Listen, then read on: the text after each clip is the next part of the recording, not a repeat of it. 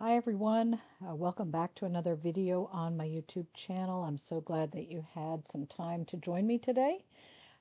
Today is going to be all about techniques, and we are talking about techniques with stencils. So I have 5 different techniques, and I'm really just going to focus on the techniques in the first part of the video. And then when we get to the very end, I will show you the completed cards and talk a little bit more about the products that I used on those cards. So the first technique is just ink blending. So I happen to be using Distress Oxide inks for this, but you could use any of your favorite inks. My favorite are the ones that blend really well together. There's quite a few on the market now that you could use. I'm a big fan of the Distress inks, so you could do the Distress dye or the Distress Oxide inks, but there are plenty others that you could use to do this technique. So I do have my craft mat on top of the Wendy Vecchi Make Art station. And so that's a metal magnetic station. And it's a great tool to use. You see these big strong magnets that I have. Does a really good job of, holding your stencil in place so it doesn't move around. So you will see that, yes, I'm using my hand to hold the stencil a little bit as well as the magnets. And that's mostly because this has these very thin lines. And so it's really, when you have the thin lines like this, your foam pad tends to kind of grab those and move it around a little bit, like pull it up. If you used a blending brush, you might not have that as much. So with thin lines like this, a blending brush may be a better option. I'm just a big fan of the blending foams. I think they do a much nicer job of laying down ink. But you should, choose whichever method you like the most. So I'm just using 3 different colors of Distress Oxide ink and just blending those together through the stencil. So this is really going to give me a pretty covered background. And this is a completed card, and as I said, I'll talk a little bit more about that and the products that I used at the end of the video. So the next technique is using embossing paste, and sometimes I think it might be called texture paste. There's a bunch of different products on the market. I'm a big fan of Wendy Vecchi's product. It's amazing. I think you can still purchase it. You could Google and find that out. So this, I'm starting actually with my first technique, which is using ink. I'm using an Altenew ink for this, so this is a different ink. I want to do a little bit of a tone on tone. This is a Wendy Vecchi stencil that I'm using, and I just really wanted some of these flowers in the background, and then my embossing paste will be my second layer on top. So this is another great technique if you do art journaling as well. Great way to do backgrounds is to do some stenciling and then use some embossing paste on top. So embossing paste come in a clear, crackle, white you can use, and I'm going to be using this gold, which is just beautiful on top of the navy. I really like that. So I'm using a different stencil. Don't mind me. I have a tendency not to clean my stencils or anything else.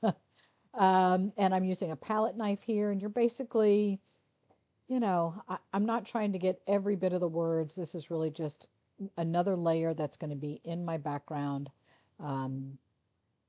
before I put my focal point on the top. So I just want a little bit of these words. I love this stencil. You can tell it's well used.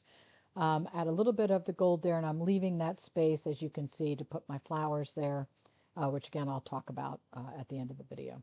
So this one is a technique, technique 3 is an emboss resist. So I am using a Versamark ink pad or any kind of embossing ink pad.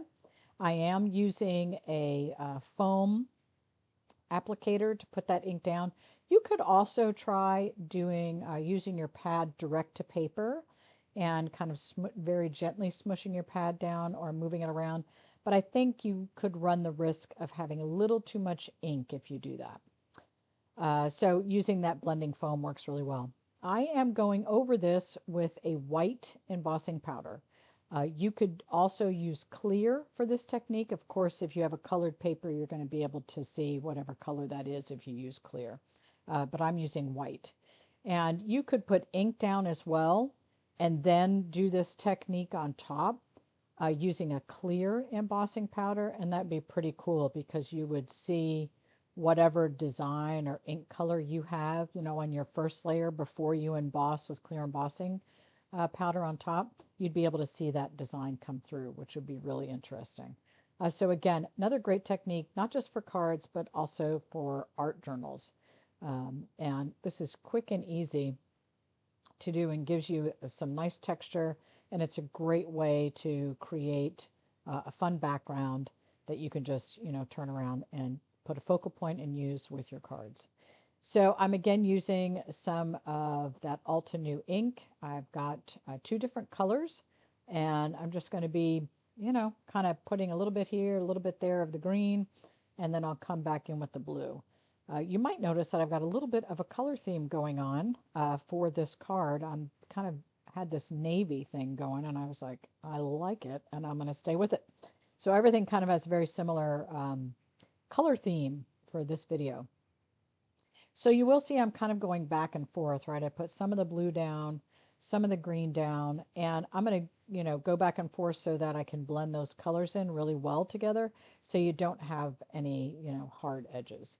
And I usually don't re-ink when I'm trying to get rid of the edges. I just use whatever is already on the ink pad. And then I'm going to go around the corners, darken that up a little bit, make sure I don't have any harsh lines, and I've got a nice blend between the 2 colors, or if you wanted to use more, you could. And then I'm going to use a clean towel and just wipe any excess ink that's on top of that embossing powder, just wipe that away. So I'm also adding some gold splotty dotties on my main image, this leaf image that you see here. And then I'm going to go ahead and add some of that onto the background of my card too. And I'm just using a water brush to do that. So here's my completed card, and then we're going to go on to our next technique, which is using alcohol ink. And I would almost say this is like an alcohol lift. So the most important part of this project is to use the specialty stamping paper from Ranger. You're going to use rubbing alcohol, and I am using archival ink. So you do not want to have a dye ink for this or a distress ink. So this is a archival ink, and I just put that alcohol into that little mini mister, in which I can spray on there if I want, or I can, as you can see, I'm using my heat tool to kind of move that ink around. This is going to be a little dark, which I might not normally do, but we are going to be removing some of that archival ink. So that's why I'm making it pretty dark so that it's almost like a ghosting. You want to be able to, you want to be able to see that, which might be a little bit harder to do on a lighter color background. So it's going to be a little heavy, but I really like the combo of the blue and the brown together. I think it might be a favorite Wendy Vecchi color combo, so maybe I got that from her a little bit, but I do like it. So just going back in, drying each layer as I go. Doesn't matter if you get some drips, that kind of adds to the whole texture in the background and looks fabulous. So Wendy, if you follow Wendy over on Facebook, she has a Make Art Facebook page. You'll probably find this technique, and you could go on YouTube and see her demonstrate this as well. So once I have that background the way I like, just going to go ahead and clean that up and close everything up. And then comes my stencil technique. So I'm going to put a stencil down. I am using another, this is like a felt pad that goes onto my blending tool. And I'm going to put some of that rubbing alcohol on there. And then basically I'm removing the ink we just put down, right? So the alcohol is going to interact with that ink, and you can remove it. So it's going to be fairly subtle on my card, but if you wanted to remove more, you would, throw out the one felt piece that you have down there and go back over with another clean pad again. So you can just barely see that background or that stencil design in my background on those darker parts on the card. But you could make this more dramatic if you wanted to. So there's my finished card for that one. And our last technique is a super easy one using ink sprays. And there's all kinds. I've got a distress one here. I've got a dilutions. There's a ton of them now. But my stencil is just laid over my watercolor paper. So you need a paper that the ink sprays will soak into. So you don't want anything where it'll sit on top of the paper. It won't work as well. So we're just, I'm spraying this around in a couple of different spots and wiping up the excess ink before I pick up my stencil, so that'll keep it from bleeding, with a roll, a paper towel roll, or you could just use a rag or whatever you'd like to use. So super simple to do this. You know, when you use any kind of ink spray, you're going to have a little bit that's going to bleed underneath. But you can see that came out pretty clean. So you just want to be like really commit to the spray. Go in there and try not to get too close, but spray and you'll get nice coverage, and you know, you won't have too much bleeding underneath the stencil. It works out pretty well. So I'm going to go back in and just I'm going to add some splotty dotties with both of my ink colors, and that will finish up our fifth and final technique. Well, hey folks, thanks so much for joining me for the video this week. I had a blast creating a bunch of cards and kind of bringing out some stencils and trying some new techniques. So the focus of the video was really on using the stencils and showing the techniques, not working all the way through the completion of the cards, but I did want to take a minute and just show you the completed cards and the images that I used and the stamp sets that I used. So the first stencil that we used, the first stencil technique, was basically just using some ink through the stencil with a blending tool. And I paired that with this stamp set from Concord and Ninth. I just stamped the floral image on a coordinating piece of cardstock, the same color. It's kind of very pale gray, and added this sentiment. This is from, this set does include the cutout for the die cut for the flower and also for one of the sentiments. And I think this was a different die that I had. Actually, it was just sitting in here, and I used that. It fit really well with the word celebrate. The other thing that you can get with this stamp set also is a coordinating stencil. So a layered stencil, and this has a bunch of different colors that you can use with a blending brush if you want to check that out. So that was the first card. The second one was using embossing paste. So I actually did two techniques with this card. I did do this tone on tone floral image in the background, which you can just see a little bit there in the light, and then use some gold embossing paste through a stencil to create the background for this card. These flowers are from a Wendy Vecchi die. This is a Spellbinder set. It's actually, let me show you this. Take this whole set out here. So there's two sets. One makes the pocket, and these are both available from Spellbinders. And then another one of the sets is the insert. So this set makes the pocket and comes with these flowers and this sentiment. And then this set is the insert and a front part of the little pocket. So those are two sets available from Wendy Vecchi. And I used the florals here from her set, from the one, and then these little stems from the other. And this is just very lightly colored with some inks, some dye inks, and you can use whatever brand you like. I believe these were Altenew. I'll link everything in the description below, all the products that are available. I added a few gems, and I'm going to keep this one free of a sentiment because it already has some of these wordings, so some of the lettering here. So I'll just add a sentiment on the inside of this card. So that's the second one. So the third one was an embossed resist technique. And I have this, I love this set. This is from Christina Werner.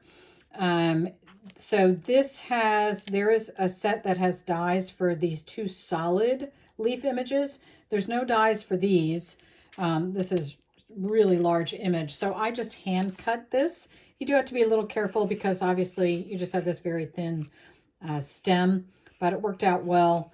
All I did here, I added a few gold splotty dotties and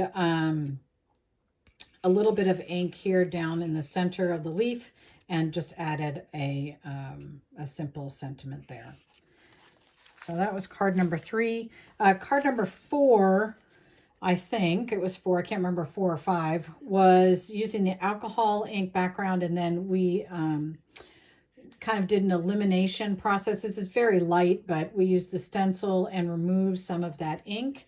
It's not a hugely dramatic effect, but it does give some texture in the background. And if I wanted to continue to remove some, I'd just go over with more alcohol, clean off the blending brush that I was using, blending foam, and just do some more there. This is an older set from Wendy Vecchi. It might still be available from Stampers Anonymous. This is Heartfelt Art, and I just layered some of those images up. I did a little die cut with this kind of branch, leafy branch, and this is a different die cut. This is a couple of different die cuts, and the friend is from even a different set. So this is a combination of a few sets. The little heart actually is from this set, which I'll talk about in a minute. But that was, the other thing I did on this, I added some gold splatty, little splatters, and just used some black ink and an older Wendy Vecchi number stamp to add a little bit of interest in the background there. And then the final card was using the sprays. So this was some dilutions and also Distress Stain. And this was really simple to come together. Really cute stamp set from Concord and Ninth. Not sure if this one is available anymore, but I'm sure there's a lot of large florals. But this stamp set had a coordinating die set. That's where these little hearts came from as well. This is there's a die that goes with this to cut out the little tiny hearts. And I just kept this plain because this is a pretty busy background. And, just added a little bit of Distress ink along the edges and my sentiment and a few of those little red hearts. All right, so I hope you enjoyed this technique class. I'll be working on some more. Please head over to the Etsy store and check out some of my products there. Tons of stencils in the store, 6x6, 12x12, from the Crafters Workshop. I do have some that'll be coming from Donna Downey. Oh gosh, there's some others that are in there as well. But head on over there and check that out. And thanks so much for joining me. Happy crafting.